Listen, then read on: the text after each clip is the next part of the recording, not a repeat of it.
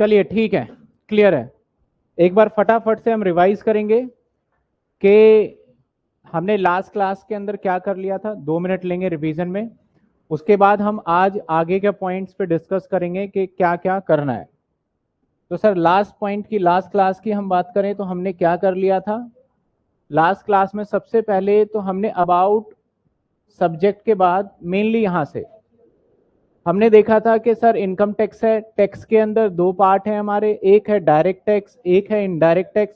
Although मैं एक चीज क्लियर कर दूं, वीडियो पहले से मैंने अपलोड कर लिया है, जितने बच्चे लाइव क्लास में वीडियो अपलोड कर दिए हैं मैंने एप्लीकेशन के अंदर, वो देख सकते हैं। उसी को मैं फटाफट क्विकली रिवाइज कर रहा हूं।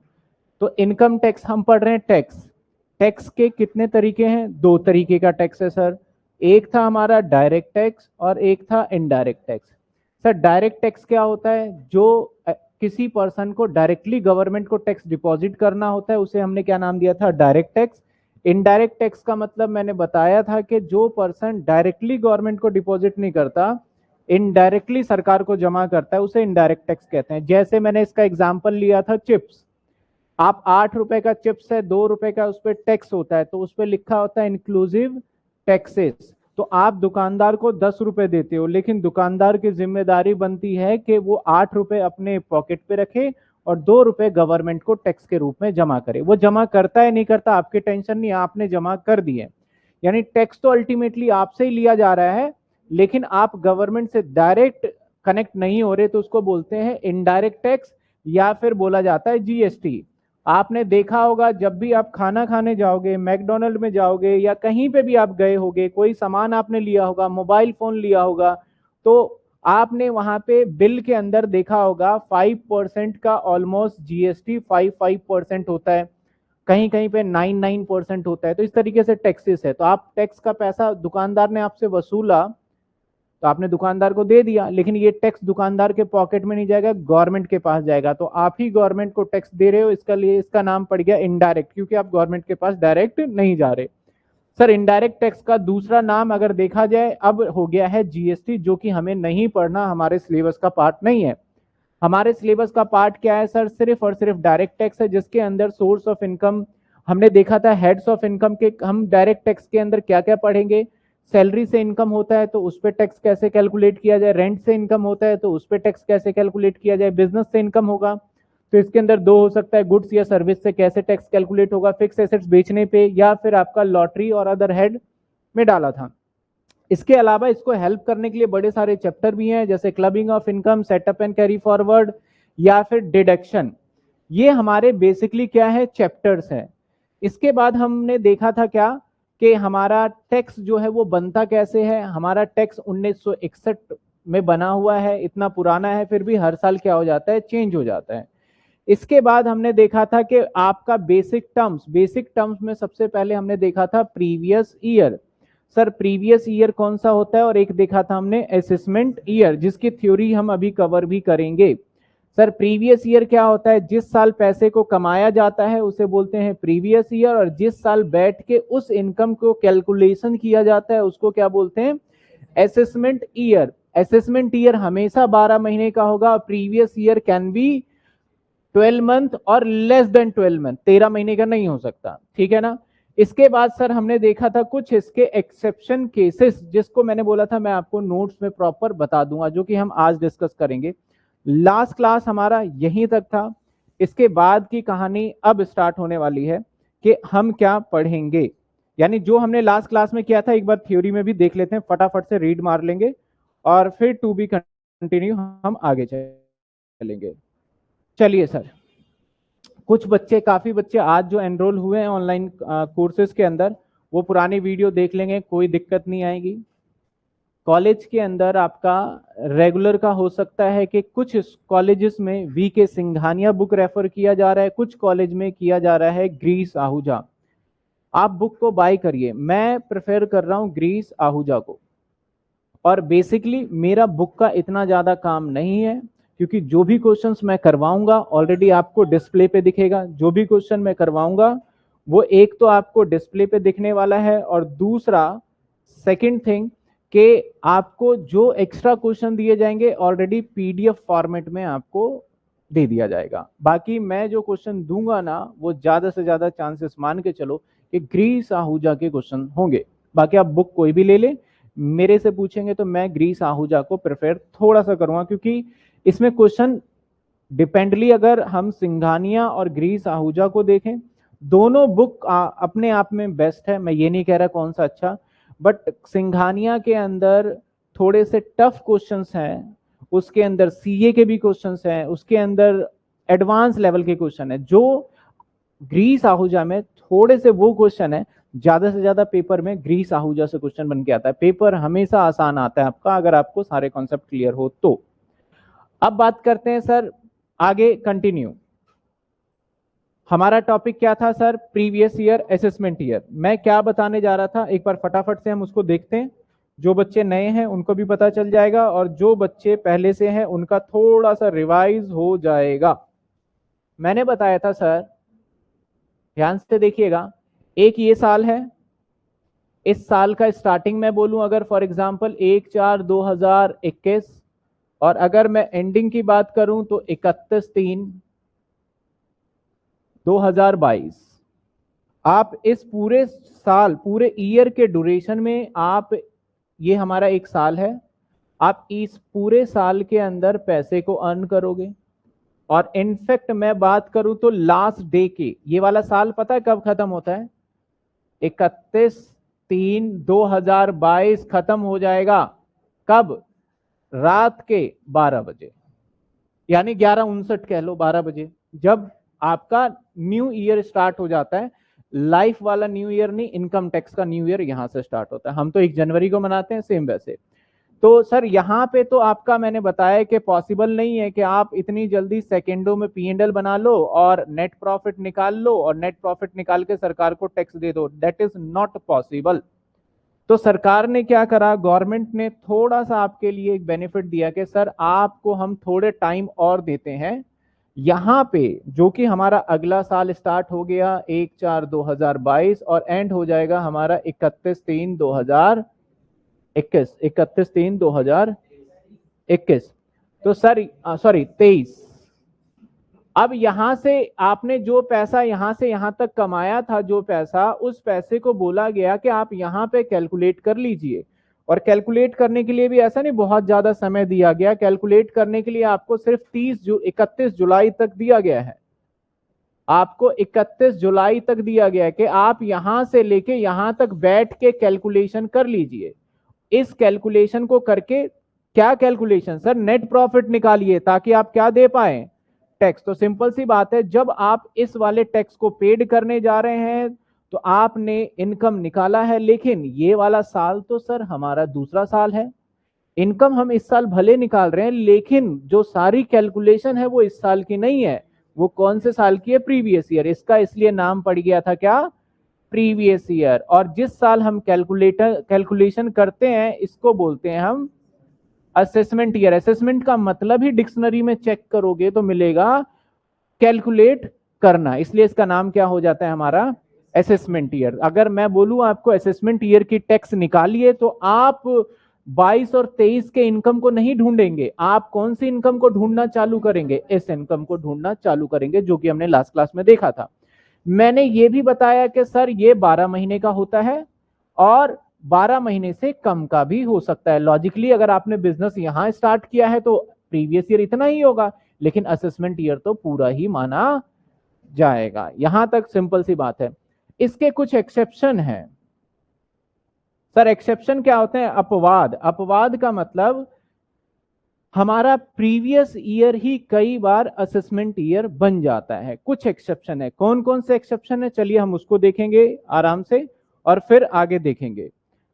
कुछ बच्चों का कहना है कि सर व्हाट्सएप ग्रुप वगैरह, कोई व्हाट्सएप ग्रुप नहीं है, जो एप्लीकेशन पे है वही ग्रुप रहेगा आपका, व्हाट्सएप ग्रुप कोई अलग से नहीं बनेगा यहाँ पे।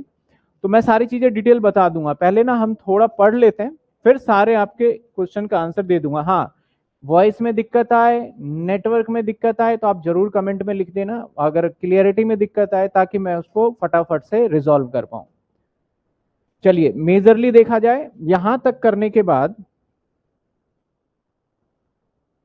ये एक थ्योरी बेसिकली थ्योरी क्या, जो हमने अभी देखा था उसी को हम एक बार पढ़ लेते हैं और समझ लेते हैं। क्वेश्चन क्या है आपका, डिफाइन प्रीवियस ईयर। पहले आप प्रीवियस ईयर को डिफाइन करिए, एक तो ये पॉइंट पूछ रहा है। इसके बाद कहता है income tax charge on income of previous year during the assessment year. ठीक है, असेसमेंट में डू यू फुल्ली एग्री, क्या आप इससे एग्री करते हैं?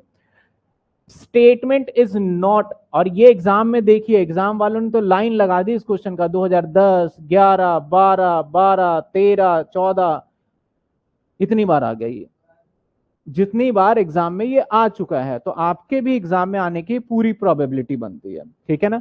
तो जो भी क्वेश्चन मैं बताऊंगा आपको बता दूंगा, इतने एग्जाम में आए हुए, इसके आगे मैंने इसके अंदर डाले नहीं, कोई फायदा नहीं, आपको इससे ही पता चल गया होगा कि कितना इंपॉर्टेंट है। थ्योरी में क्या बताया सर, प्रीवियस ईयर को डिफाइन करिए। प्रीवियस ईयर को डिफाइन क्या कराया इसने, previous year mean the financial year immediately preceding the assessment year. समझ में आई बात? असेसमेंट ईयर से जो जस्ट पहले होता है उसको प्रीवियस ईयर कहते हैं। देखो कितना सिंपल सा डेफिनेशन बताएं। प्रीवियस ईयर क्या होता है, जो असेसमेंट ईयर से पहले आता है, उसी को आपको क्या करना है, थोड़ा सा अच्छे लैंग्वेज में लिख देना है। For example, in relation of assessment year 2019-20 immediate preceding financial year 18-19, और उसको समझाने की कोशिश कर रहा है। भाई तुम्हें समझ में नहीं आया अगर कि प्रीवियस ईयर वो होता है जो असेसमेंट ईयर से पहले आता है, तो अब बोल रहा है हम समझा देते हैं। मान लो अगला साल हमारा कौन से वाला है, 19-20, तो पिछला कौन सा होगा, समझे, इसी को प्रीवियस ईयर बोला जाएगा। तो देखो थ्योरी क्या होता है, थ्योरी के अंदर आपको समझ में आ जाएगा तो लिखने में कोई दिक्कत नहीं है, ठीक है। बीइंग, ये हमेशा स्टार्ट जो होगा 1 अप्रैल से होगा 2018 से, और एंड हो जाएगा 31 मार्च 2000। shall the previous year, in other words the year in which the known previous year, जिस साल में हम इनकम को क्या करेंगे उसी को हम प्रीवियस ईयर बोलेंगे। मैं भी तो यही बोल रहा हूं इतने टाइम से, जिस साल में पैसे कमाए जाएंगे उसी को क्या बोलेंगे हम, प्रीवियस ईयर, ठीक है। अब कहता है कि previous year in case of new source of income, यानी कोई न्यूली बिजनेस स्टार्टेड है या न्यू सोर्स ऑफ इनकम है, उसके लिए क्या होगा। कहता है sir, in case of newly startup business and profession, जो भी सेटअप होगा हमारा बिजनेस जो चलाया जाएगा, प्रोफेशन, प्रोफेशन मतलब टीचर वगैरह के काम को प्रोफेशन में ले लेते हैं। New source of income during the financial year, जो भी हमारे फाइनेंशियल ईयर में स्टार्ट हुआ है। फाइनेंशियल, अब एक चीज ध्यान रखना, जो हमारा फाइनेंशियल ईयर होता है ना और प्रीवियस ईयर बात एक ही होता है। देखो previous year is equal to financial year, ठीक है। यानी जो फाइनेंशियल ईयर है, जो आपने अकाउंट्स के अंदर जितने भी ईयर करे हैं ना, 31 मार्च, एज ऑन एज, या फिर आप जो भी लिखते थे वो सारा फाइनेंशियल ईयर लेते थे। आपको याद होगा कि आपने अकाउंट्स में अभी तक तो ये बात तो कभी सोचा ही नहीं था कि ऐसा भी कुछ होता है प्रीवियस ईयर और असेसमेंट ईयर। आपको जो साल दिया जाता था कर लिया जाता था। तो हमारा ये ध्यान रखना है कि अगर फाइनेंशियल ईयर बोले जाए तो प्रीवियस ईयर ही बोला जा रहा है, ठीक है। चलिए सर, यहां क्या कहता है, न्यूली इनकम जो स्टार्टअप बिजनेस होगा, the previous year shall be being date of आपका setting up the coming next existence of new business profession new source of income year ended financial year. Suppose a new business setup 10/3, मतलब मैं बताऊं इतनी सारी बातें कर रहा है ना, साधारण सी शब्द में बताऊं तो भैया प्रीवियस ईयर 1 अप्रैल को शुरू होता है, 31 मार्च को खत्म होता है, लेकिन कोई बिजनेस अभी नया स्टार्ट हुआ है 1 मार्च को स्टार्ट हुआ है, तो उसके लिए तो प्रीवियस ईयर 1 मार्च से 31 मार्च सिर्फ 30 दिनों का ही बनेगा। वही बात कर रहा है कि अगर कोई न्यू बिजनेस स्टार्ट है 10/3/2019 में, तो प्रीवियस ईयर सेल भी 10/3/2019 और एंड हो जाएगा 31/3/2019। वही बात बता रहा है आपको। इवन दो असेसमेंट ईयर आपका 22, या इवन दो आपका जो ईयर होगा कंसिस्ट ओनली कितने होंगे, सिर्फ 22 दिन है, लेकिन इसी को आप क्या बोलोगे, प्रीवियस ईयर। ऐसा नहीं कि ईयर लगाने का मतलब ये हो कि 365 दिन ही हो, समझे बात। जिस साल के बीच में फॉल हो रहा है उसी को हम ईयर लगा देंगे, ठीक है। आगे कहता है it mean there will be the uniform previous year all the assessee. अब एक वर्ड आ गया सर एसएससी, हम इसको समझेंगे, एसएससी को इस पे स्टार लगा देते हैं, आज हम यही समझने वाले हैं। For all source of income, कुछ इसके एक्सेप्शन है जो मैं बताने वाला हूं। सर एक्सेप्शन क्या है ये देखिएगा। देखो अभी तक जितना भी देखोगे ना, तो मैं पढ़ के सिर्फ तसल्ली के लिए आपके बता रहा हूं, लेकिन मैंने तो बहुत वही समझाया है कि सर प्रीवियस ईयर वो होता है जिस साल इनकम कमाया जाता है, प्रीवियस ईयर आपका 12 महीने का हो सकता है और 12 महीने से कम भी हो सकता है, मोटा मोटी यही बात है, वहां से यहां तक इसने बोला है। सर चलिए आते हैं, देखते हैं एक्सेप्शन। एक्सेप्शन मेन है इसके अंदर। एक्सेप्शन का मतलब क्या है, देखिए ये पूछा जाता है एग्जाम के अंदर, जो पूछा भी गया है। Normally income earn during the previous year, it's charge tax during the assessment year.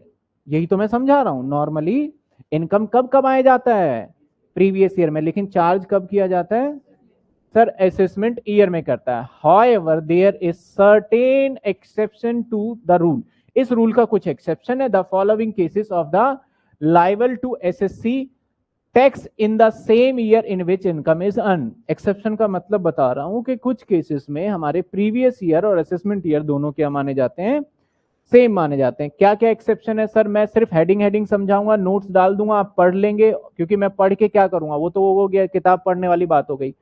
आपने, मैंने जो पहले समझा है आपने देख लिया कि जो मैं बता रहा हूं वही चीजें लिखी है, आपको पढ़ोगे तो समझ में आ जाएगी।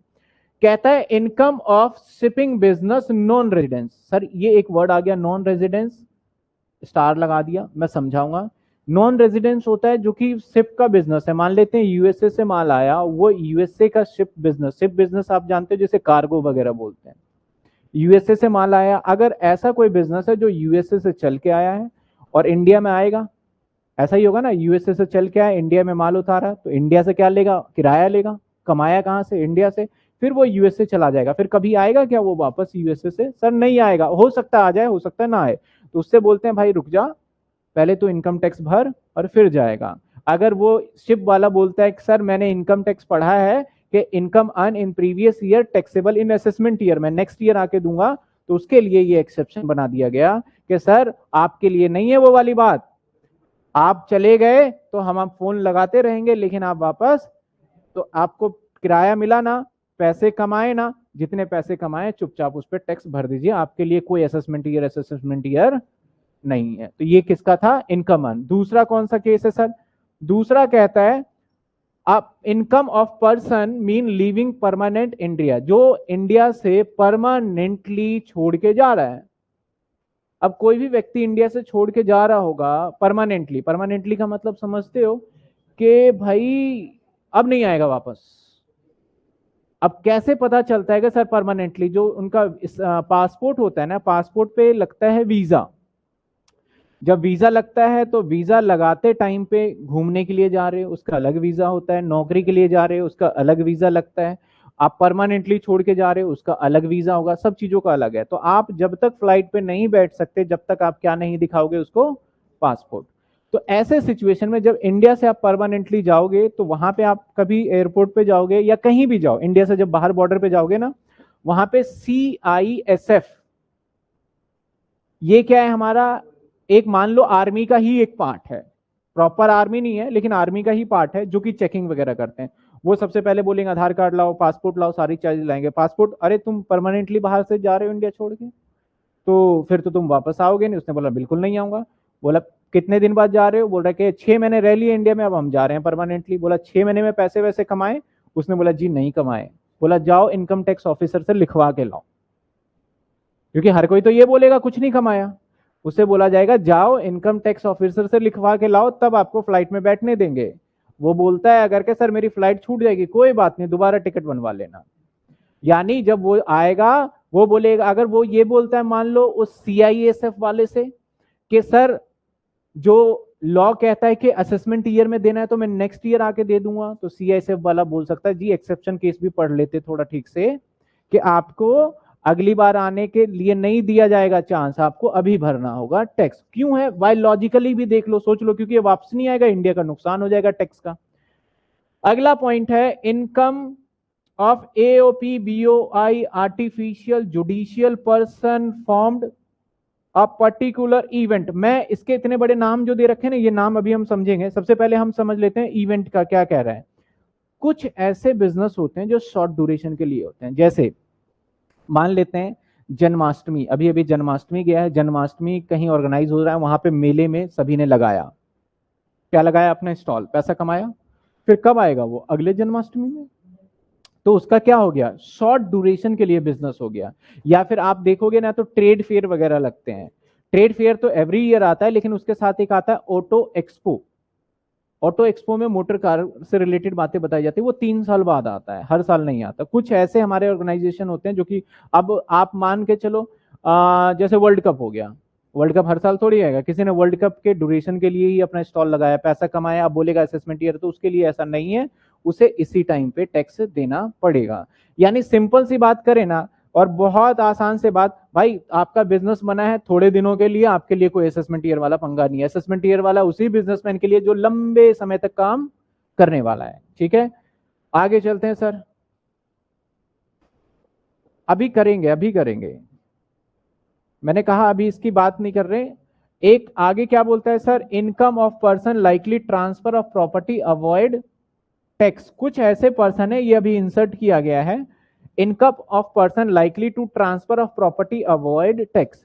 कुछ व्यक्ति ऐसे करते हैं कि इनकम ना अपना किसी और के नाम कर देते हैं। आज समझ में आ जाएगा, चलो इसको भी मैं स्टार बना देता हूं, क्योंकि मैं ना इसलिए सारी थ्योरी नहीं करवा सकता, क्योंकि जब मैं सारे बेसिक कॉन्सेप्ट बता दूंगा ना, फिर आपको थ्योरी बहुत जल्दी समझ में आएगा। इसको भी अभी देखना, अभी मैं दोबारा वापस आऊंगा। इनकम ऑफ क्या कहता है, डिसकंटिन्यू। आपने बिजनेस स्टार्ट किया, बिजनेस चला नहीं, स्टार्टअप था, कुछ भी था, बंद कर दिया। अब बिजनेस आप कभी करोगे नहीं, डिसकंटिन्यू मतलब बिजनेस को बंद कर दिया। तो इस बिजनेसमैन को भी गवर्नमेंट बोलेगा आप टैक्स दीजिए। अगर ये बिजनेसमैन बोलता है कि हम असेसमेंट ईयर में कैलकुलेट करेंगे, बोलेंगे भाई तेरे लिए क्या असेसमेंट ईयर, तेरा तो बिजनेस ही बंद हो गया, निकाल बैठ के टैक्स।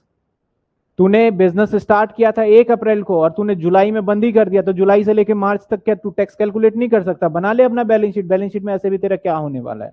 जल्दी से बैलेंस शीट P&L बना और अभी टैक्स दे, तेरे लिए कोई असेसमेंट ईयर नहीं है। तो ये हाईली इंपॉर्टेंट क्वेश्चन है जो कि एग्जाम में आएगा। अब यहां पे हम आगे चलते हैं, टू बी कंटिन्यू।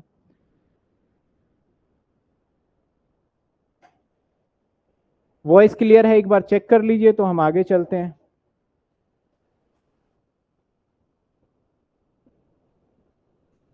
जितने भी स्टूडेंट है चेक कर लीजिए एक बार, वॉइस क्लियर है तो आगे आज की क्लास अब स्टार्ट होने वाली है। ये प्रीवियस क्लास का ही था एक्चुअल में, है ना, हमने प्रीवियस क्लास में लिख लिया था।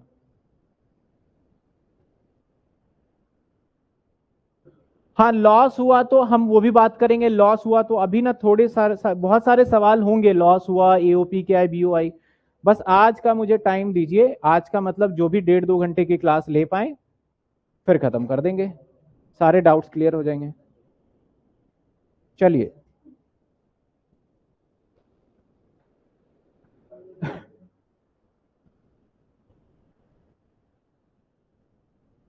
सबसे पहले हम बात करें ना कि टैक्स कौन देगा, टैक्स देगा कौन, सबसे पहली कहानी। देखो, मैं डायरेक्ट टैक्स की बात कर रहा हूं, यानी इनकम टैक्स कौन देगा।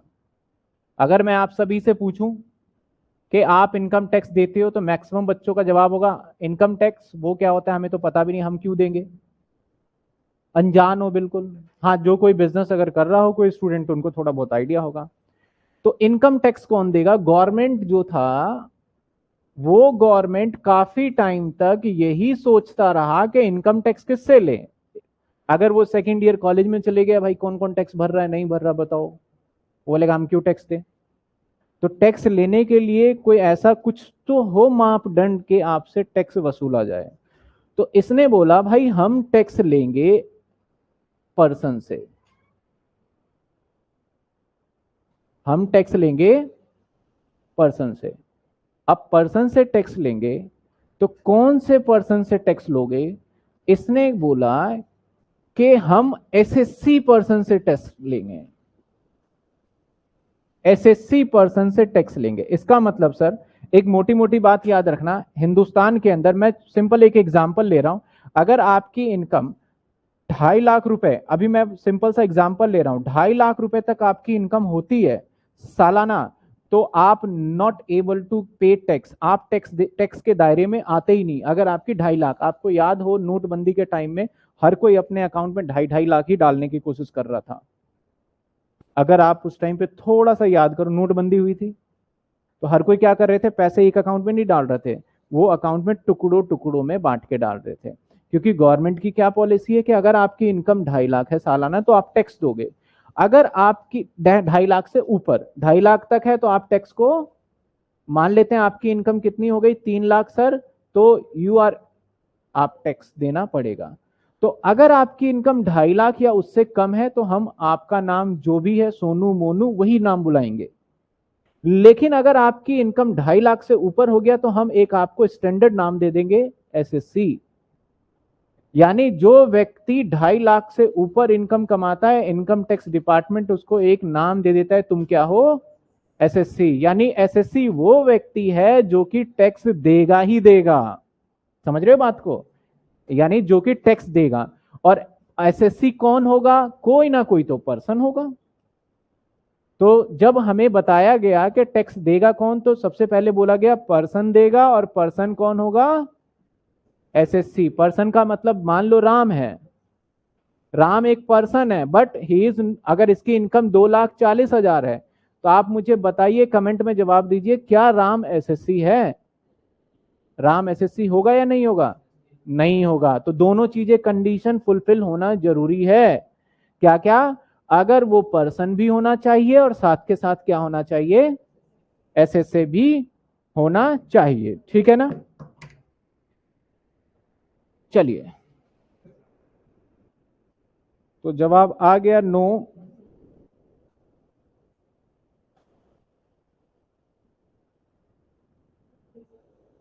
ठीक है, जब भी नेटवर्क का इशू आए जरूर बता दे कि मुझे लग रहा है यहां कुछ दिक्कत सा।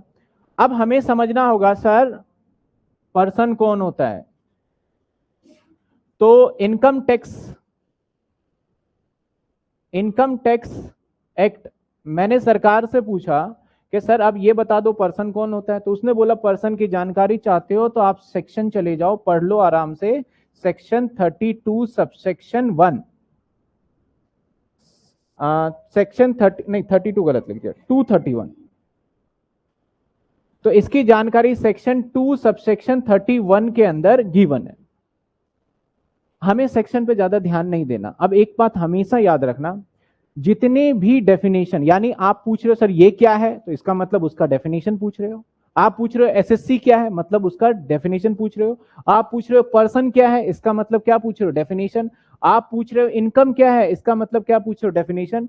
तो लॉ के अंदर, कानून के अंदर जब कभी भी आप डेफिनेशन पूछोगे ना, तो हमेशा किसमें गिवन होगा, सेक्शन 2 के अंदर गिवन होता है, हमेशा देखना आप। एक्सेप्शन हो तो अलग बात है। अब सेक्शन 2 के अंदर पॉइंट बने हुए 1 2 3 4 5 6, एक पे शायद पर्सन डिफाइन कर रहा हो, 2 पे कुछ और डिफाइन कर रहा हो, ऐसे ही 31वें नंबर पे उसने डिफाइन किया पर्सन को। अब पर्सन कौन कौन होंगे वो देखते हैं हम, ठीक है ना। पर्सन में सिंपली बताया गया, अगर हम पर्सन की बात करें तो पर्सन की बात करते हैं तो पर्सन किसे रखा गया, बहुत सिंपल बात है। अगर हम पर्सन की बात करें तो सेक्शन 2 सबसेक्शन 31। अब पर्सन से हमें समझ में आता है कोई इंडिविजुअल, आप देख रहे होंगे कोई इंडिविजुअल।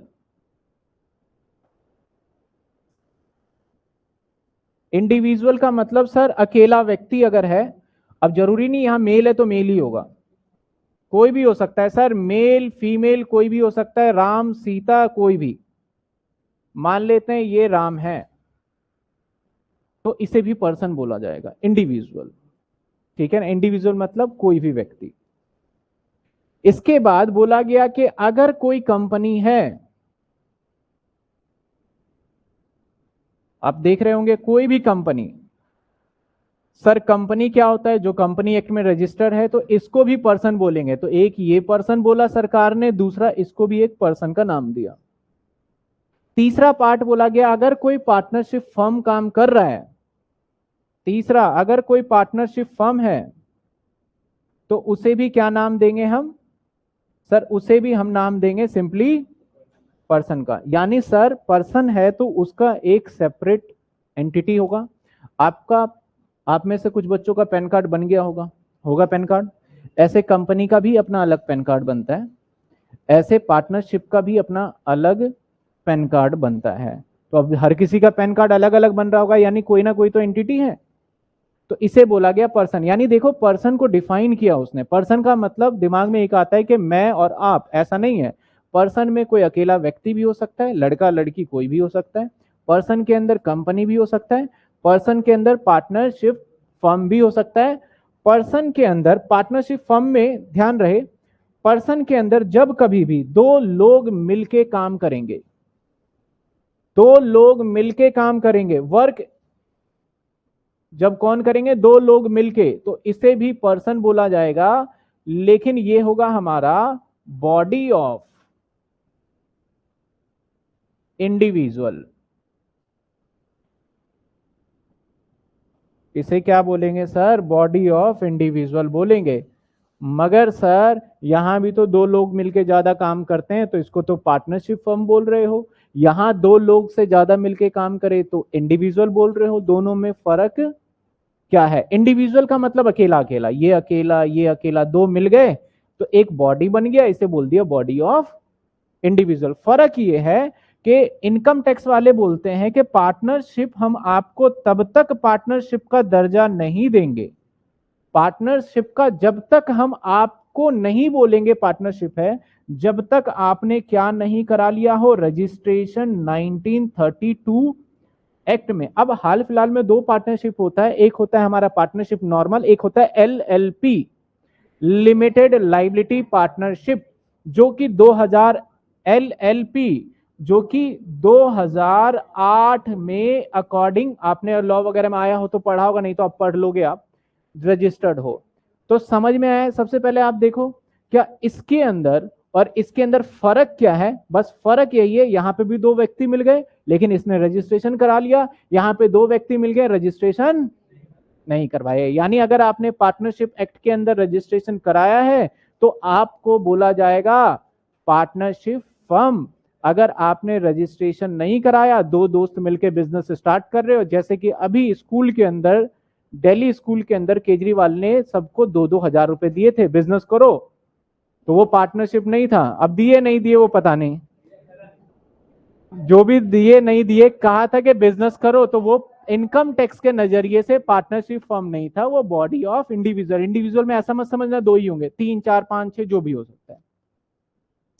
तो सर इसके बाद अब आते हैं, तो इसको बॉडी ऑफ इंडिविजुअल को शॉर्ट फॉर्म में बोला जाएगा BOI। पीछे ये वर्ड आया था, किसी ने पूछा भी था, तो हम सारी बातें धीरे फिर पीछे जाएंगे, कोई बात नहीं, ठीक है ना। बॉडी ऑफ इंडिविजुअल ये क्या है? ये एक अलग पर्सन है, ये अलग पर्सन है, ये अलग पर्सन है, ये अलग पर्सन है। इसके बाद मैंने एक सामने आपके सामने क्या है,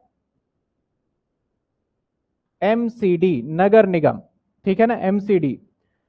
अब कुछ ऐसे ऑर्गेनाइजेशन, देखो हम अकेले बिजनेस कर रहे हैं तो हम हो गए इंडिविजुअल, या सैलरी कर रहे हैं इंडिविजुअल। कंपनी जिसने रजिस्ट्रेशन करा रखा है वो भी इनकम कमा रहा है, टैक्स देगा सर। इसके बाद अगर हम दो लोग मिलकर काम कर रहे हैं, रजिस्ट्रेशन वगैरह नहीं कराया, तो वो भी टैक्स देगा। इसके साथ साथ सरकार को भी टैक्स देना होता है। आपके स्कूल, कॉलेज, मैंने एक एग्जांपल ले लिया MCD, जिसको हम बोलते हैं लोकल अथॉरिटी।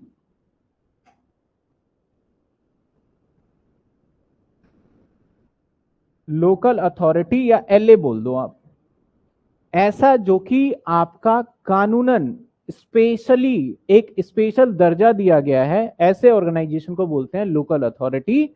तो उसको भी सरकार को टैक्स देना होता है। तो सेक्शन 2 सबसेक्शन 31 में इसको भी क्या नाम दर्जा दिया गया है, इसको भी एक मान के चलो कि एक रिस्पेक्ट दिया गया है कि आप भी क्या हो, पर्सन। टोटल 7 पर्सन होते हैं, ध्यान रखना। टोटल कितने पर्सन होते हैं? 7। तो अभी तक कितने हो गए सर? अभी तक हो गए 3 के बाद 4 और एक हो गया 5। सर एक होता है हमारा, एक होता है, चलिए सबसे लास्ट में लेंगे, एक वर्ड और आया था, AOP। देखिए आप ध्यान दीजिए, आपने कहा कि सर ये पर्सन है और ये पर्सन है, ये पर्सन है, ये पर्सन है, ऐसा पॉसिबल है? आप बताना मुझे। अब बताओ, रिलायंस लिमिटेड जो है, रिलायंस लिमिटेड ये क्या है? कंपनी, क्या एक पर्सन होगा इनकम टैक्स के हिसाब से? अभी आपको पता होगा कि रिलायंस लिमिटेड ने गूगल के साथ कॉन्ट्रैक्ट किया है कि हम और आप मिलके फोन या अपना एक एंड्रॉयड सिस्टम डेवलप करेंगे। कई बार ऐसा होता है कि दो कंपनी मिल जाती है, बोलते हैं कि हम ये काम स्टार्ट करेंगे।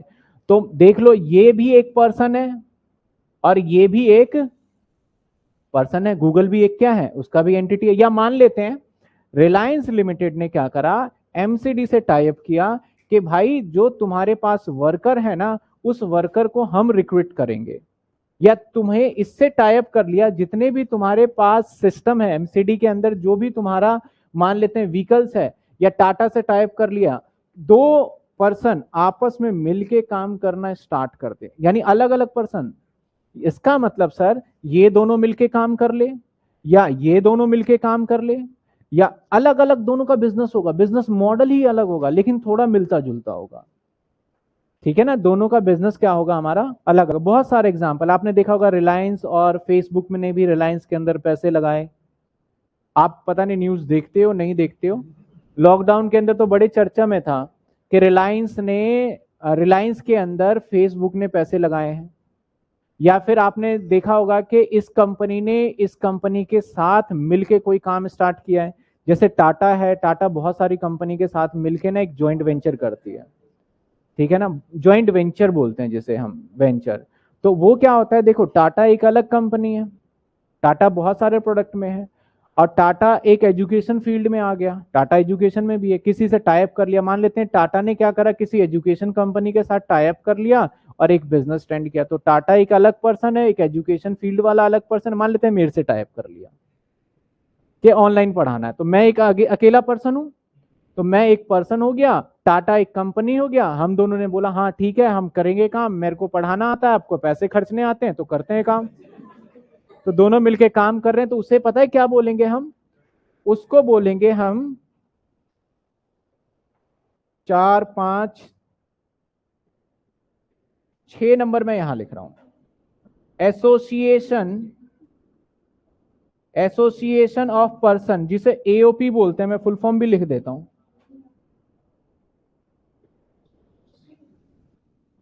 एसोसिएशन ऑफ, हाँ ये नॉर्मली स्पेसिफिक पीरियड के लिए होते हैं, जो जॉइंट वेंचर टाइप का होता है।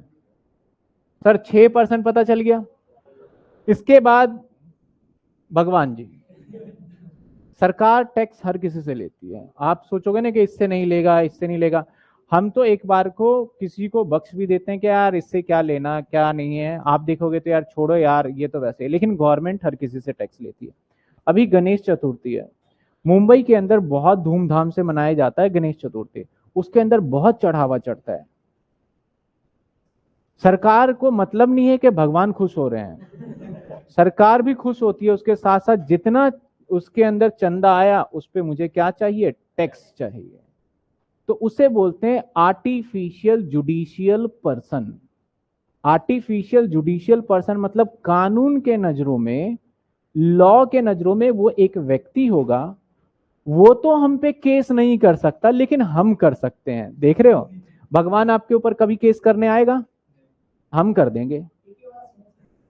हम कैसे कर सकते हैं सर केस भगवान के ऊपर, पुजारी ने चंदा नहीं दिया, पुजारी पे केस करेंगे। हम पुजारी पे थोड़ी केस कर रहे हैं, इनडायरेक्टली भगवान के ऊपर कर रहे हैं केस। ठीक है, तो इसका मतलब 7वां पर्सन हमारे गणेश भगवान, और इसके अंदर कुछ भी आ जाएगा, आपका मंदिर आ जाएगा, मस्जिद आ जाएगा, चर्च आ जाएगा, जो कि आर्टिफिशियल जुडिशियल पर्सन बोला जाता है। इसको बोला जाता है हमारा आर्टिफिशियल जुडिशियल पर्सन।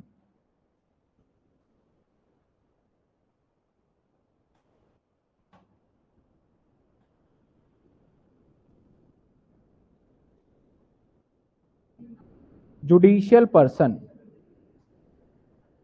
तो सर पर्सन की डेफिनेशन देखा जाए ना, एग्जाम में बहुत मतलब पॉपुलर क्वेश्चन है। एग्जामिनर पूछता है कि बताइए पर्सन कितने टाइप के होते हैं, उनको डिफाइन करिए। तो मैंने तो डिफाइन कर दिया है, आपको बस बुक के लैंग्वेज में पढ़ना है और समझना है। पर्सन कितने हो गए टोटल, 7। अगर मैं अकेला काम कर रहा हूं, बॉडी सिर्फ इंडिविजुअल, मैंने रजिस्ट्रेशन करवा लिया कंपनी एक्ट में, तो कंपनी अलग पर्सन हो गए। और मजे की बात देखो, हर किसी का टैक्स का रेट अलग अलग है। कंपनी का रेट 25% है, इसका 5 भी है, 10 भी है। पार्टनरशिप का 30% रेट है टैक्स। इसके बाद एसोसिएशन ऑफ पर्सन का अलग है, आपका म्युनिसिपल डिपार्टमेंट का अलग, भगवान अलग टैक्स देते हैं, और ये सब एसोसिएशन, ये सभी अलग अलग रेट से टैक्स देते हैं। तो इनकम टैक्स को पर्सन डिफाइन करना पड़ा, और पर्सन में कितने लोगों को रखा उन्होंने? टोटल 7 लोगों को रखा। अब हमें जो पढ़ना है ना टैक्स, तो हमें तो सर इसका भी इनकम निकालना आना चाहिए, इसका भी इनकम निकालना आना चाहिए, इसका भी इनकम निकालना आना चाहिए, इसका इसका इसका सबका आना चाहिए। लेकिन बोला गया कि अभी आप सेकेंड ईयर में हो, थर्ड सेमेस्टर में, तो आपको थोड़ी छूट दी गई, आपको सिर्फ इसी की इनकम की जानकारी ज्यादा से ज्यादा दी जाएगी, बाकी की नाम बता दिया गया। हाउ टू कैलकुलेट इनकम, इसके इनकम को कैसे कैलकुलेट किया जाएगा, आपके सिलेबस का पार्ट, लेकिन पूछ लिया जाएगा बताइए पर्सन कितने होते हैं। ठीक है, तो मैं बताऊंगा आपको कि इसको कैसे टैक्स देना है, इसको कैसे टैक्स देना है, इसको कैसे टैक्स देना है, वो सारी बातें मैं आपको बताऊंगा। लेकिन हम सिलेबस में पढ़ेंगे सिर्फ एक इंडिविजुअल की सारी कहानी, और कुछ पार्ट हम पार्टनरशिप फर्म का भी पढ़ेंगे। ठीक है ना, 2 चीजें हमें पढ़ना है, इंडिविजुअल और पार्टनरशिप फर्म। जब कभी भी मैं पार्टनरशिप फर्म बोलूंगा ना, तो वहां पे दोनों बातें आ जाएगी, या तो 1932 वाला हो सकता है, या फिर एलएलपी 2008 में रजिस्ट्रेशन हो सकता है, वो दोनों में से कोई भी हो सकता है। दोनों में फर्क क्या है सर, ये क्यों आया था? एलएलपी को एक लिमिटेड लाइबिलिटी, एक लिमिटेड वर्ड लगा सकता है एलएलपी, और पार्टनरशिप फर्म में ए और बी ने मिलकर बिजनेस किया तो वो सिर्फ पार्टनरशिप फर्म बोलेगा। लेकिन जैसे ए और बी ने अपने आप को रजिस्ट्रेशन करवा लिया एलएलपी में, तो वो अपने आगे प्राइवेट लिमिटेड शब्द का इस्तेमाल कर सकता है। थोड़ा सा क्या होता है, मार्केट में रेपुटेशन बढ़ जाती है कि कंपनी, हम भी कंपनी है, बस, और कोई ज्यादा खासा फर्क नहीं हो। और नंबर ऑफ पार्टनर बढ़ सकते हैं। यहाँ पे नंबर ऑफ पार्टनर रिस्ट्रिक्टेड होते हैं कि 50 ही होंगे भाई लॉ के हिसाब से। यहाँ पे नंबर ऑफ पार्टनर क्या हो सकते हैं, ज्यादा हो सकते हैं, ये फर्क है। तो आपको अभी तक बताइए मुझे, पार्टनर्स में किसी किसी को,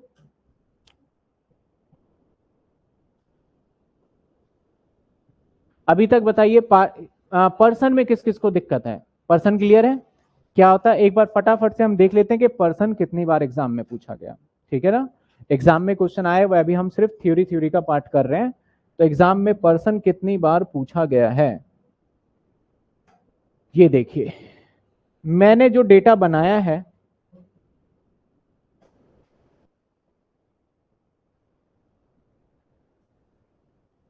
मैं सिर्फ क्वेश्चन क्वेश्चन दिखा रहा हूं, आंसर तो मैंने बता दिया है। ये आया हुआ है कि पर्सन सेक्शन, अब कोई बच्चा बोलेगा सर हम भी सेक्शन याद करें, मत करिए, कोई दिक्कत वाली बात नहीं है। पर्सन कितनी बार पूछा गया हमारे एग्जाम में? पूछा गया है 2010 में, और रेगुलर और एसओएल में भी पूछा गया, और कई बार और आया हुआ है। मैंने सारे डेटा यहाँ पे लिखा नहीं है, जितनी बार मुझे पता चल पाया वही लिखा हुआ है। ठीक है, पर्सन क्या कहता है? कहता है what do you mean by the person, person से क्या समझते हो?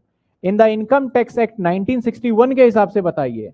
Explain the briefly different type of person, how the terms person different from the term SSC. SSC से कैसे पर्सन अलग होता है? सिंपल सी बात है, अभी बताया था ना एसएससी कौन होता है।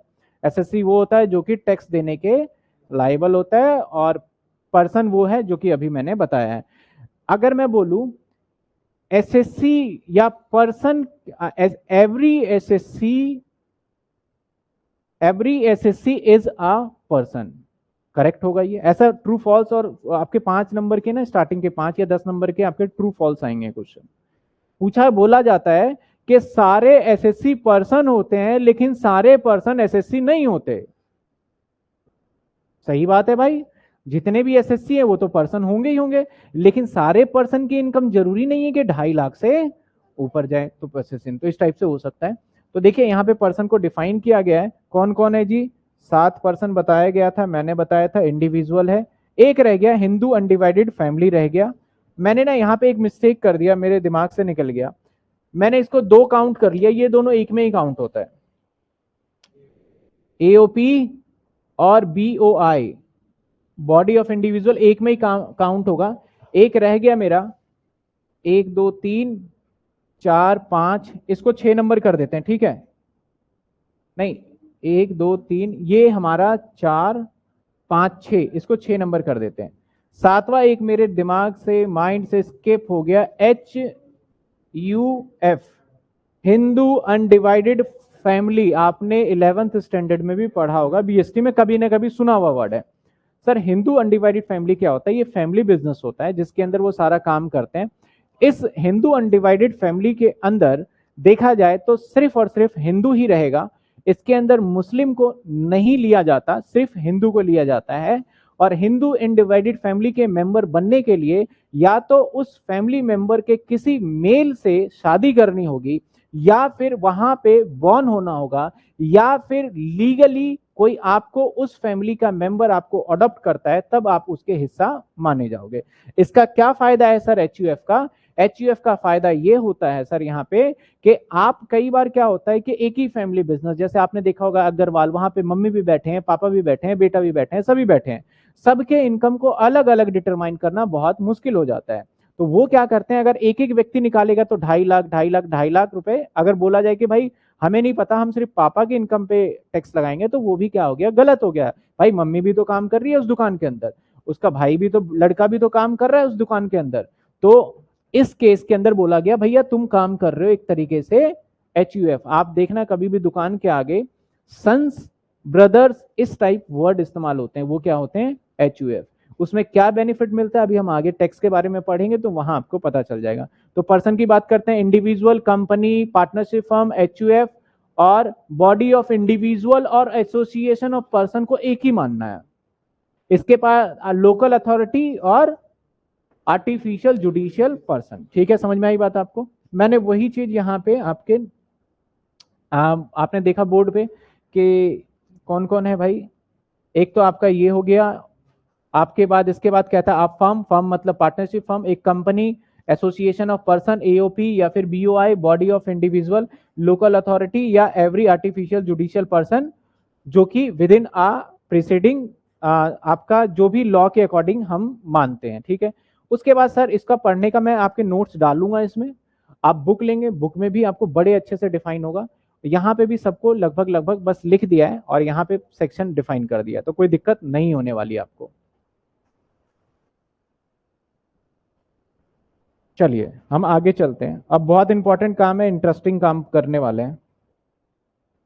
हमने पर्सन देख लिया, अब बात करते हैं टैक्स की।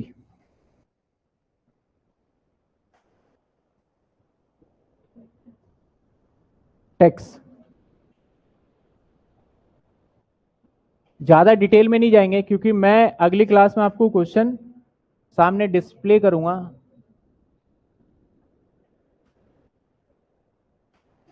टैक्स रेट, हालांकि ये ना मैं बाद में बताता हूं, बट अभी पहले ही बता देते हैं। अगली क्लास में फिर मान के चलो आपका जो फर्स्ट चैप्टर है ना खत्म, फर्स्ट चैप्टर में यही है, एक टैक्स का रेट है। बेसिक टर्म्स क्या था, assessment year, previous year, person को डिफाइन करिए, और साथ के साथ एक है टैक्स का रेट क्या होता है अलग अलग जगह पे, वो पढ़िए बस। दूसरे चैप्टर में हमारा रेजिडेंशियल स्टेटस, जिसमें थोड़ा सा टाइम लगेगा हमारा, ठीक है ना। तो सर टैक्स रेट की बात करें, आपको पता है हम किसके इनकम टैक्स निकालना सीख रहे हैं बताओ? पर्सन, और वो भी पर्सन में कौन? सभी पर्सन का हम इनकम टैक्स निकालना सीख रहे हैं, कुछ स्पेसिफिक का नहीं, SSC का तो सीख रहे हैं, सिर्फ और सिर्फ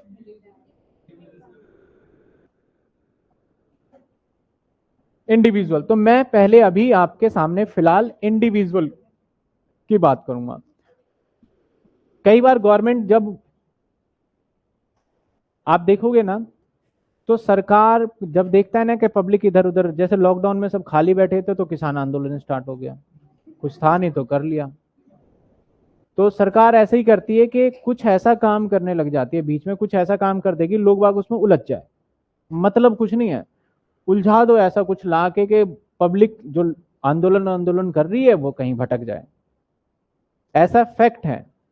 मैं आपको बताना चाहता हूं, जैसे कि लॉकडाउन था, लॉकडाउन में सभी परेशान हो रहे थे और लॉकडाउन में इत्तफाकन बजट भी आया है, ठीक है ना। लॉकडाउन तो 2 साल का सेशन चला ना हमारा पूरा, बजट आया। अब गवर्नमेंट को समझ नहीं आ रहा कि भाई बजट में दे क्या, टैक्स बढ़ा नहीं सकते, लोगों के रोजगार है नहीं, अब टैक्स रेट घटा नहीं सकते, घटाएंगे तो जो हमारी भी, लोगों के पास इनकम नहीं है, लोगों की इनकम नहीं तो हमारी भी इनकम नहीं, और टैक्स ऊपर से घटा दूं तो गवर्नमेंट के पास सारा का सारा फंड खत्म ही हो जाएगा, है कि नहीं?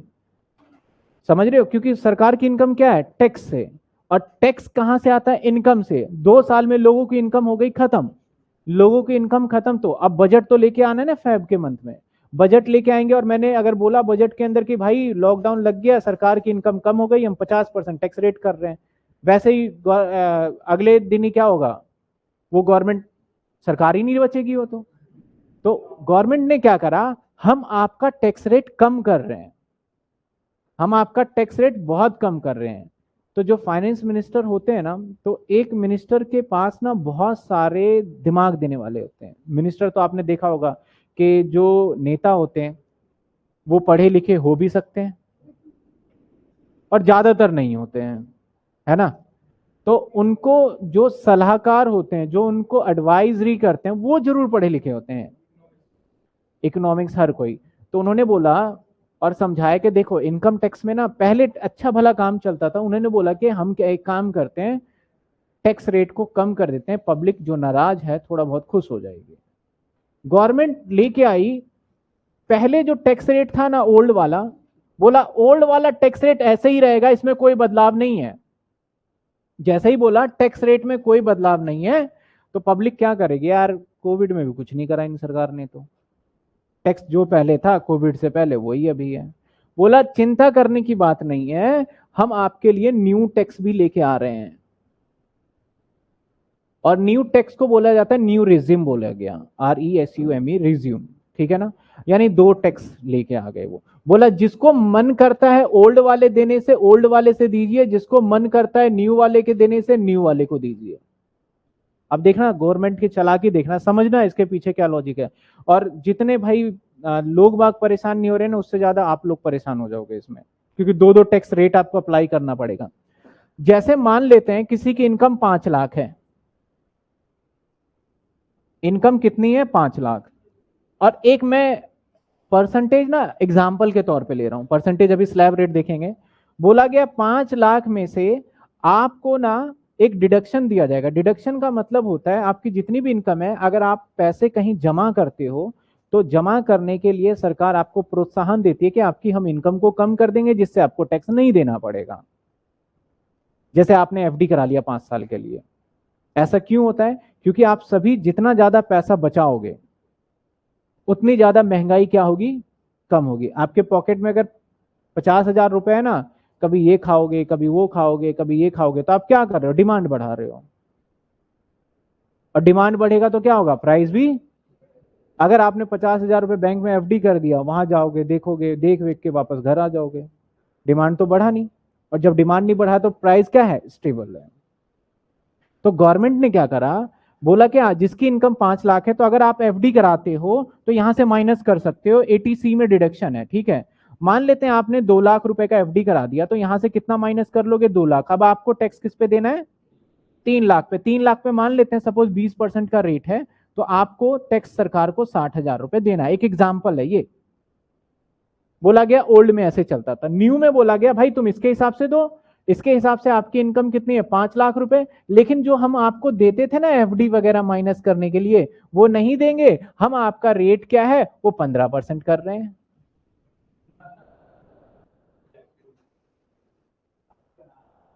और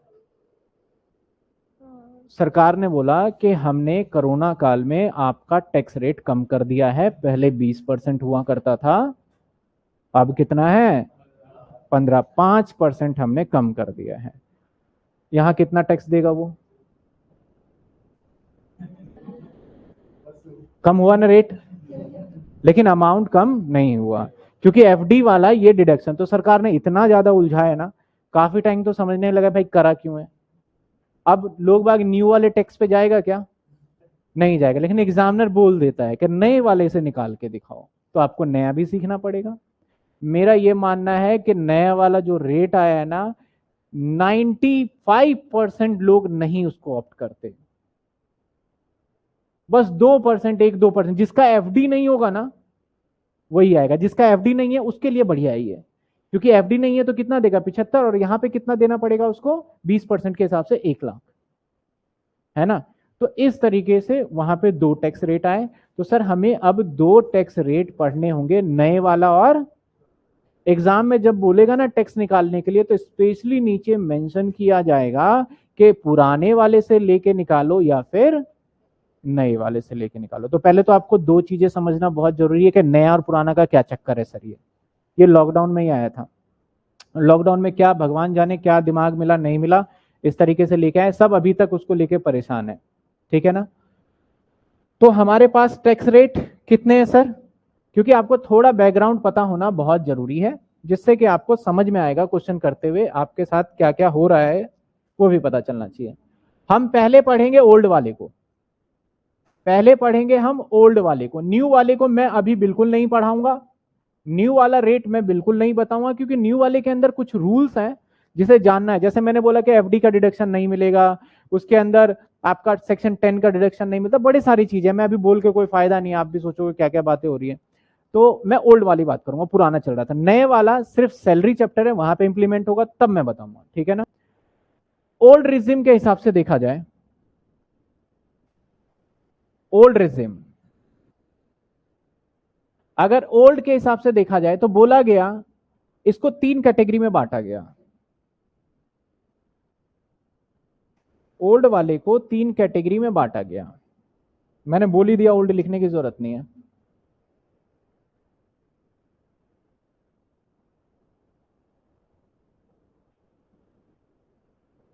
सर तीन कैटेगरी कौन कौन से। पहला कैटेगरी रखा गया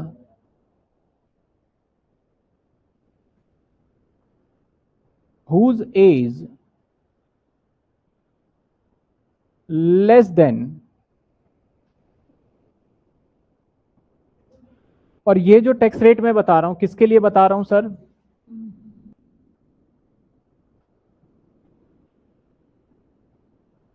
इसके साथ साथ यही एओपी पे भी अप्लाई होता है, यही बीओआई पे भी अप्लाई होता है, और यही एचयूएफ के ऊपर भी अप्लाई होता है। इस बात का आपको ध्यान रखना है। तो बोला गया एक कैटेगरी उन्होंने रखा कि जिसकी उम्र 60 साल से कम है, यानी मैं सिंपल शब्दों में बोलूं तो जो सीनियर सिटीजन नहीं है, उनको बोला गया कि आपकी इनकम अगर अप टू 250 है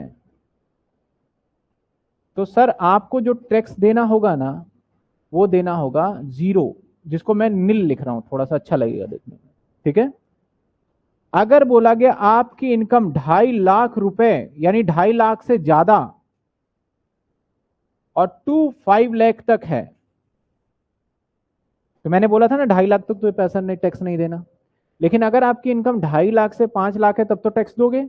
उसे बोला गया आपको टैक्स देना है 5%। मैंने वहां 20% लिया था, मैंने बोला था एग्जाम्पल है, उसको देना है कितने, 5%। जिसकी इनकम 5 लाख से 10 लाख रुपए है उसको देना है 20%। और जिसकी इनकम अबव 10 लाख है, यानी 10 लाख से जितना भी ऊपर हुआ उसको देना है 30%। तो ये टैक्स रेट कुछ है हमारे। ये किसके लिए है सर, हाँ रियल है ये, इसमें कोई ऐसा एग्जाम्पल नहीं लिया, ये बिल्कुल सही बात है।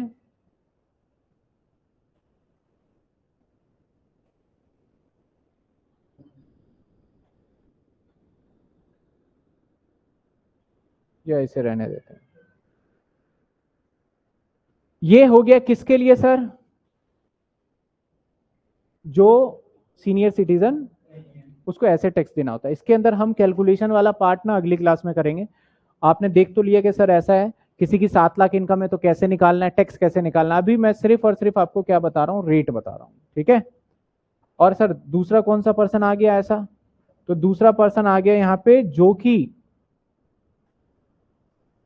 60 से ज्यादा है या 60 के बराबर है लेकिन 80 से कम है।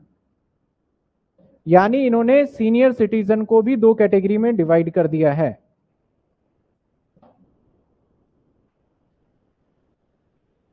सीनियर सिटीजन को 2। ये तो हो गया 60 से कम। देखो 60 साल के सीनियर सिटीजन होते हैं, तो 60 साल का होगा तो इधर आ जाएगा वो। ये क्या हो जाएगा, या तो 60 साल इक्वल टू का निशान है, या 60 साल से ज्यादा लेकिन 80 साल से क्या होना चाहिए, इसको सीनियर सिटीजन बोला जाता है, सीनियर सिटीजन। ठीक है। और इसके बाद एक और रेट निकाला गया जिसकी एज 80 या उससे ज्यादा है।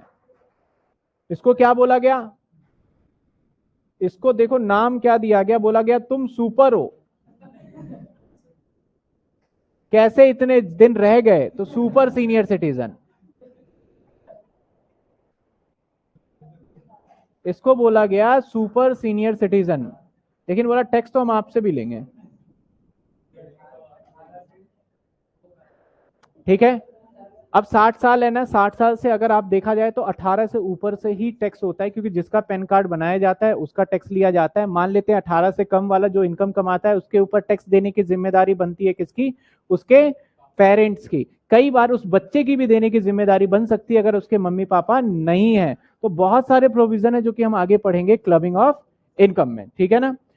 अब सर इसके लिए क्या छूट, आप मानते हो कि कहीं ना कहीं इससे थोड़ा सा राहत मिलेगा, इसके ऊपर थोड़ा सरकार दया करने वाला है। दया क्या करा उन्होंने कि आपकी income up to 3 lakh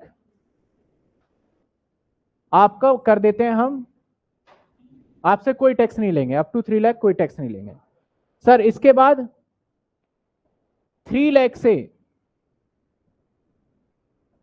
5 lakh तक अगर आपकी इनकम है तो 5% लेंगे, और अगर 5 लाख से 10 लाख है तो 20% लेंगे, और अब 10 लाख कितने परसेंट लेंगे। तो बस इसको ना जो फर्स्ट वाला स्टेज है वहां रिलैक्सेशन मिला और कहीं नहीं मिला। ठीक है ना, बस 50,000 रुपए एक्स्ट्रा दे दिया। तो यहां पे बोला गया इतने इनकम पे आपको टैक्स देना होगा। कई बार आप में से कुछ बच्चे जानते होंगे सर सरकार तो बोलती है 5 लाख रुपए तक टैक्स होता ही नहीं, 87A का रिबेट मिलता है। तो ये सारी बातें हम अगली क्लास में करेंगे कैलकुलेशन वाले में। ठीक है, क्योंकि कुछ सीए के भी स्टूडेंट पढ़ रहे हैं तो उन्होंने पढ़ लिया होगा थोड़ा बहुत टैक्स रेट जितना भी पढ़ा है, तो मैं सारी बातों को करूंगा लेकिन थोड़ा धीरे धीरे लेके चलेंगे। एक बार मैं लेके चलूंगा ना तो थोड़ी सी दिक्कत हो जाएगी कि मुझे समझाने में थोड़ी दिक्कत रहेगी, बस इसलिए अभी सिर्फ स्लैब रेट देख रहे हैं। चलिए आगे बात करें। अब इसके लिए क्या किया गया, इसके लिए बोला गया सर आप सीनियर सिटीजन हो और सुपर हो तो अप टू 5 लाख आपको नील, और बोला गया 5 लाख से 10 लाख 20%। मतलब मारने की पूरी तैयारी कर ले। इसको तो थोड़ा लगा पे 5 देना है, फिर 20 देना है, फिर 30 देना है, ये भी इसको बोला 5 लाख तक 0, उसके बाद सीधा 20। इसके बाद अब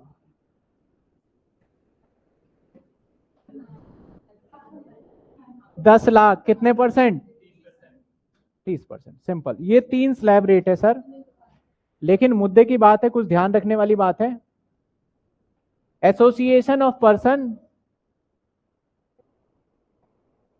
बॉडी ऑफ इंडिविजुअल या एचयूएफ, इसकी उम्र को मत देखना, क्योंकि एसोसिएशन ऑफ पर्सन में भी 2 व्यक्ति मिलेंगे ना तो इसका टैक्स जाएगा, तो स्लैब रेट यही होगा। तो इसकी उम्र को मत देखना, ये हमेशा जवान रहेंगे और इसमें टैक्स लगेगा इसका। ठीक है ना, सिर्फ इंडिविजुअल के लिए। दूसरी बात, कोई भी अंग्रेज हो यानी इंडियन सिटीजन नहीं है, वो भी कभी बुढ़ा नहीं होगा, उसके ऊपर भी हमेशा ये लगेगा। आपको एग्जाम में दे सकता है कि मान लो दे सकता है mister John whose age 80 year and above, 10 lakh की इनकम है, निकालो टैक्स। तो आप देखोगे 80 ईयर से अबव है, जॉन है, वो तो कहां आ जाएगा, यहां। लेकिन अगर नॉन रेजिडेंट है तो सर उसके लिए बोला गया, उसके लिए तो यही रहेगा। ये सिर्फ इंडियन, जो इंडियन है और इंडिविजुअल है उनके लिए 3 बातें हैं। अगर कोई एओपी है, बीओआई है, एचयूएफ है, या फिर कोई फॉरेनर पर्सन है, उसके लिए सिर्फ यही रहेगा। जो छोटी सी बात आपको ध्यान रखना है, मैंने बोल दिया है वीडियो में, आप इसको नोट भी कर सकते हैं अलग से, ठीक है ना। ये सर हमारा स्लैब रेट।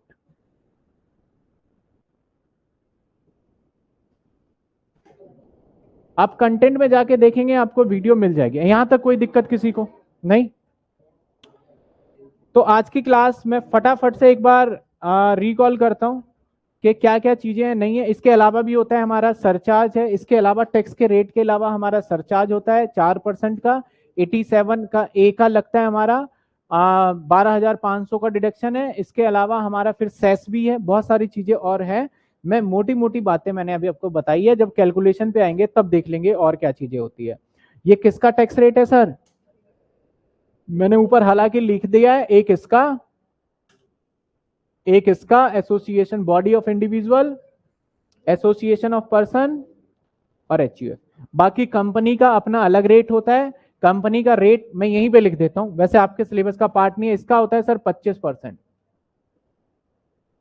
और 30%, यानी इसका रेट 25% और 30%। इसके 1 रुपए भी कमाएगा ना तो उस पर 25% का टैक्स देना होगा।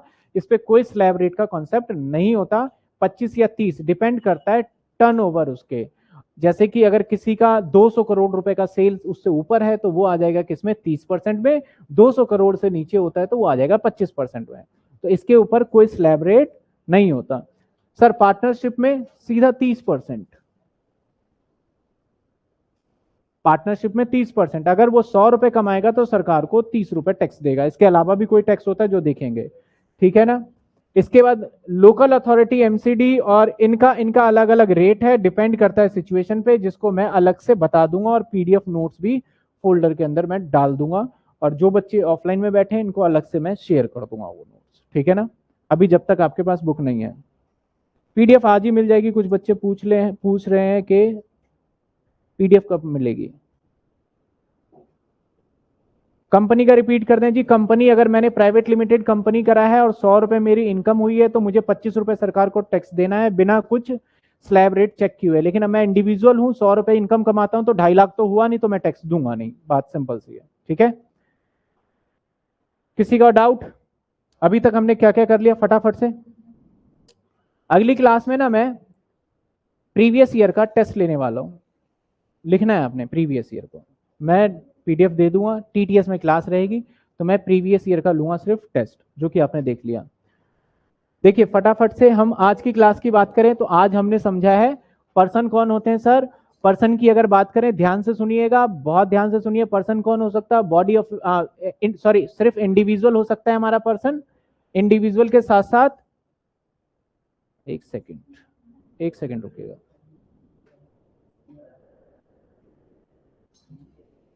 हाँ जी, चलिए ध्यान से सुनिएगा। क्लास में हम क्या सीखने जा रहे हैं सर? सीखने जा रहे हैं सेक्शन 2 सबसेक्शन 31। इसके बाद वैसे क्लॉज लगता है लेकिन यहाँ पे सबसेक्शन 231 बोला जा रहा है। इसके अंदर हम क्या सीखेंगे सर? पर्सन क्या होता है, पर्सन कौन होता है। इंडिविजुअल को भी पर्सन बोलते हैं इनकम टैक्स के हिसाब से। 7% टोटल होते हैं, गिनते जाना आप। इसके बाद कंपनी को भी बोलते हैं हम। कंपनी के बाद कोई पार्टनरशिप है, पार्टनरशिप को भी पर्सन बोलेंगे। पार्टनरशिप का कंडीशन क्या है? वो रजिस्टर्ड होना चाहिए कहाँ? 1932 एक्ट में, या फिर लिमिटेड लाइबिलिटी 2008 के अंदर। इसे भी पर्सन बोलेंगे। कितने पर्सन हो गए सर? 3 हो गए। चौथा पर्सन कौन होगा सर? हमारा बॉडी ऑफ इंडिविजुअल। और इसके साथ एक और पॉइंट आप ऐड कर लीजिए, AOP, association of person. Sir body of individual कौन होता है? बॉडी ऑफ इंडिविजुअल होता है जब दो लोग मिलकर एक काम करते हैं, अपने आप को रजिस्ट्रेशन नहीं कराते, उसे बोलते हैं body of individual. Sir association of person कौन होता है? जब 2 पर्सन डिफरेंट मिलकर काम कर रहे हैं, उसे क्या बोलेंगे? Association of person. इसके बाद लोकल अथॉरिटी का भी एक सेपरेट एंटिटी है। लोकल अथॉरिटी कौन है? एमसीडी, स्कूल, कॉलेज, गवर्नमेंट के जितने ऑर्गेनाइजेशन है, ज्यादा से ज्यादा क्या है हमारा? Local authority. इसको भी टैक्स देना होता है। उसके बाद कौन हो गया हमारा? आर्टिफिशियल जुडिशियल पर्सन, मंदिर, मस्जिद, गिरजाघर, जो भी है हमारा, ये सारा का सारा कहाँ आता है? Local authority. एक रह गया last, HUF, Hindu undivided family. जो फैमिली बिजनेस होता है उसको बोलते हैं हिंदू अनडिवाइडेड फैमिली। तो ये सभी क्या है हमारे? इनकम टैक्स के अकॉर्डिंग पर्सन। हर किसी पर्सन का अलग अलग टैक्स रेट स्लैब होता है, जो कि हमने देखा है, ठीक है। इसके बाद हमने कुछ ज्यादा नहीं देखा, स्लैब रेट देखा। स्लैब रेट क्यों निकाला जाता है, क्यों हम टैक्स निकालते हैं? टैक्स निकालने का पर्पस हमने बताया था कि आपके दो है हमारे टैक्स की। अगर मैं बात करूं तो टैक्स के दो रेट हैं। फर्स्ट रेट कौन सा है हमारा? Old regime, new regime. New regime को हम अभी नहीं देख रहे, सिर्फ ओल्ड की बात कर रहे हैं। ओल्ड के अंदर तीन कैटेगरी में रखा गया है। नंबर 1 जिसकी उम्र 60 साल से कम है, नंबर 2 जिसकी उम्र 60 से 80 साल है, नंबर 3 जिसकी उम्र 80 साल से ऊपर है, जिसे सुपर हमने नाम दिया है।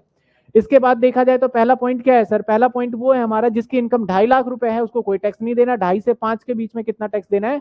5%। और 5 से 10 के बीच में आपको देना है 20%। और 10 से ऊपर सभी पे लगेगा आपका 30%। इसके साथ साथ देखा जाए दूसरी साइड, अगर 60 साल से उम्र ज्यादा है लेकिन 80 से कम है तो 3 लाख तक कोई टैक्स नहीं देना। बाकी सब कुछ क्या चल रहा है हमारा? सेम चल रहा है सर। 3 लाख टैक्स नहीं देना। उसके बाद अगर 3 से 5 की बात करें तो क्या रहेगा हमारा? 20%, सॉरी 5%। अगर 3 से 5 की बात करें तो 5%। और आगे जाए हम 5 से 10 पे तो 20, और 10 से अब पे क्या रहेगा? 30%। सीनियर सुपर सीनियर सिटीजन 80 साल से ऊपर को बोला जाता है। नहीं, इससे ऊपर नहीं है ना। 10 लाख से ऊपर अगर आपकी 15 लाख इनकम है तो आप 30% स्लैब रेट में आ जाओगे। करोड़ पे भी फिर सेस भी लगेगा, 30% ही रहेगा, इससे ऊपर नहीं लगेंगे। इसके बाद बात करते हैं हम सीनियर सिटीजन। सीनियर सिटीजन के अंदर क्या रहता है हमारा? 80 से अबव। 80 से अबव में क्या रहता है आपका? 5 लाख रुपए तक कोई टैक्स नहीं देना। 5 से 10 पे सीधा 5% को खत्म कर दिया। देना है कितना है? 20। और 10 से ऊपर 30। अब आप पूछ रहे थे सर इससे ऊपर होता है? पहले जब स्टार्टिंग हुआ था ना टैक्स का, तो टैक्स 98% तक लगा करता था। लेकिन अभी हमने सिर्फ इंडियन लोगों के बारे में पढ़ा है। फॉरेनर बारों के लोगों के में पढ़ोगे ना तो वहां 40% भी है, 50% भी है। टैक्स रेट अलग अलग है, ठीक है ना। अगर आप टैक्स रेट की बात करें, अगर आपने टैक्स की चोरी की है तो वहां पे आप पे 200% का टैक्स पेनल्टी का भी प्रावधान है उसकी। हाँ, 200%। लॉकडाउन के अंदर पहले ये था, जो लॉकडाउन कह रहा हूं, नोटबंदी हुआ था ना, तो टैक्स प्लानिंग, हर कोई पैसे को लेके परेशान था। गरीब तो नहीं, जिनके पास पैसा था वो ज्यादा परेशान हो रहे थे, क्या करें नहीं करें। रोड पे नहीं फेंक रहे थे, मुझे तो नहीं मिला आज तक। तो उस टाइम पे पैसों का क्या था कि जितना भी आपका होगा ना इनकम, आपके घर पे ब्लैक मनी मिलेगा। ब्लैक मनी बेसिकली क्या होता है? आपने सरकार को टैक्स नहीं दिया तो वो ब्लैक मनी में काउंट हो जाता है। तो बोला गया था आपका जितना भी इनकम होगा उसके 60% आपको सरकार को पेनल्टी देना पड़ेगा, टैक्स देना पड़ेगा। बाकी 40 आपको दे दिया जाएगा। तो जिनके पास बहुत ज्यादा पैसा था तो वो टेंशन फ्री थे, कोई बात नहीं भाई, अब कोई बात नहीं, रहने दो, घर में पैसा पड़ा रहने दो। अगर 1 करोड़ रुपए मिलता है तो कोई बात नहीं, 60 लाख रुपए जाने दो, 40 तो हमारे पास रहेंगे। अरुण जेटली सर आए और उन्होंने एकदम से उस सेक्शन को अमेंडमेंट कर दिया। अमेंडमेंट कर दिया कि जिसके घर पे आज के दिन से, लॉकडाउन से बोला, क्योंकि उन्होंने पहले रिलैक्सेशन दिया था, लॉकडाउन से एक दिन पहले कर दिया उन्होंने कि इस तारीख से, उसको बोलते हैं हम रिट्रोस्पेक्टिव इफेक्ट, पीछे डेट से, इस डेट से जिसके घर पे ब्लैक मनी मिलेगा उसको 200% का जुर्माना देना पड़ेगा या फिर जेल भी हो सकता है। उन्होंने इस तरीके का प्रोविजन लाए, तब ज्यादा दिक्कत हो गई थी लोगों को, और बैंक भागे और बैंक में से उन्होंने क्या करा? ब्लैक मनी को व्हाइट मनी करवा लिया। आपने भी देखा होगा बहुत लोगों ने बैंक में 10%, 8% पे क्या करा था? नोट बदल लिए थे। तो वो सारी बातें हैं, वो हम धीरे धीरे सारे केस लॉज भी हमारे केस लॉज को भी डिस्कस करेंगे कि क्या क्या केसेस हुए, उसके क्या प्रोविजंस आए हैं।